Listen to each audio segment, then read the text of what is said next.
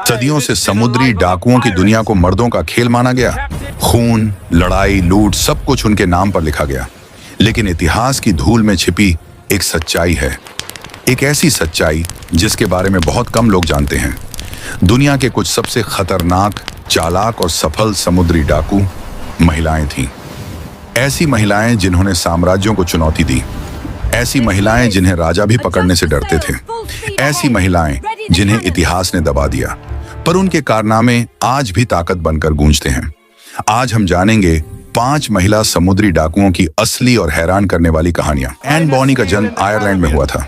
अमीर बाप की बेटी, लेकिन दिल से तूफान। एन बचपन से ही अलग थी। लड़कों को पीट दे, घोड़ों पर दौड़ जाए और हर चीज में रोमांच ढूंढे। बहामास पहुंचकर उसकी जिंदगी बदल गई। यहाँ उसे मिली वो दुनिया जिसे देखकर कोई भी पागल हो जाए। समुद्री डाकू, शराब, झगड़े और आजादी। एन की मुलाकात हुई कैलिको जैक रैकम से, एक कुख्यात समुद्री डाकू जिसके रंग बिरंगे कपड़ों के कारण उसका नाम कैलिको पड़ा था। एन उससे प्यार करके उसके जहाज पर चली गई। लेकिन एन सिर्फ कैप्टन की गर्लफ्रेंड नहीं बनना चाहती थी, वो खुद समुद्री डाकू बनना चाहती थी।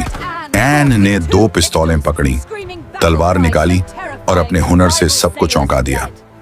एक दिन उसने एक नौजवान समुद्री डाकू को पकड़ा, कमीज फाड़ी और पता चला वो एक लड़की थी। वहीं मैरी रीड की एंट्री हुई। मैरी रीड की कहानी दुख से शुरू होती है।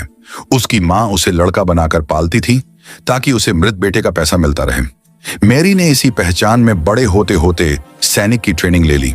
वो ब्रिटिश सेना में शामिल हुई, युद्ध लड़ा और हर बार साबित किया कि वो किसी भी मर्द से कम नहीं। उसकी पहचान खुली, वो कैरेबियन भाग गई और एन बॉनी से मिली। दोनों एक दूसरे को पहचान गईं और बाद में दोनों समुद्री डाकू इतिहास की सबसे घातक जोड़ी बन गईं। 1720 में ब्रिटिश गश्ती जहाज ने कैलिको जैक के जहाज पर हमला किया, लेकिन उस वक्त क्रू शराब में धुत था। एन और मैरी ने अकेले लड़ाई लड़ी, सिर्फ 2 औरतें, पूरे एक गश्ती दस्ते के खिलाफ। गवाह कहते हैं, एन ने चिल्लाया, अगर तुम मर्द होकर लड़ते तो आज कुत्तों की तरह फांसी पर न चढ़ते।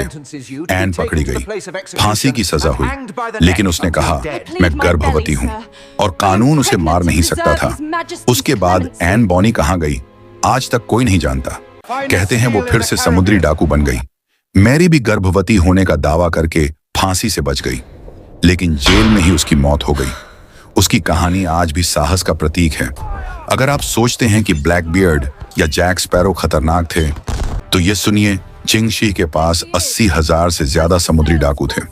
इतने कि चीन की नौसेना, पुर्तगाल और ब्रिटिश जहाज सबके सब उससे डरते थे। चिंगशह एक गरीब लड़की थी, एक फ्लोटिंग ब्रोथल में काम करती थी। उसे जीवन से उम्मीद कम थी, लेकिन किस्मत ने पलटी मारी। मशहूर समुद्री डाकू सरदार जंगी ने उसे देखा, शादी की और उसे अपने जहाजों का हिस्सा बना लिया।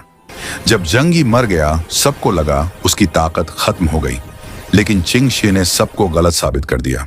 वो अकेली महिला दुनिया के सबसे बड़े समुद्री डाकू बेड़े की कमांडर बन गई। उसने कड़े कानून बनाए, जो न माने मौत। औरतों को नुकसान पहुंचाया, मौत। लूट छुपाई, मौत। उसका बेड़ा पूरे चीन के समुद्री व्यापार को रोक देता था। राजा ने लड़ाई की, लेकिन हरा नहीं सका। आखिरकार राजा ने हार मानकर कहा, हम तुम्हें माफी, पैसा और शांति से जीने का मौका देंगे। चिंगशी ने यह डील स्वीकार कर ली। वो अमीर बनकर रिटायर हुई और आराम से जिंदगी बिताती रही। वो इतिहास की एकमात्र समुद्री डाकू है जो बिना हारे रिटायर हुई। ग्रेस ओमैली, जिसे लोग सी क्वीन ऑफ आयरलैंड कहते हैं, समुद्र की बेटी थी। 1530 में जन्मी ग्रेस ने बचपन में अपने बाल काट लिए थे ताकि वो जहाज पर जा सके। 20 साल की उम्र में ही वो अपने कबीले की नेता बन गई थी और जल्द ही उसने अपना समुद्री बेड़ा खड़ा कर दिया। वो अंग्रेज जहाजों पर हमला करती, स्पेनिश जहाजों को लूटती और अपने लोगों की रक्षा करती।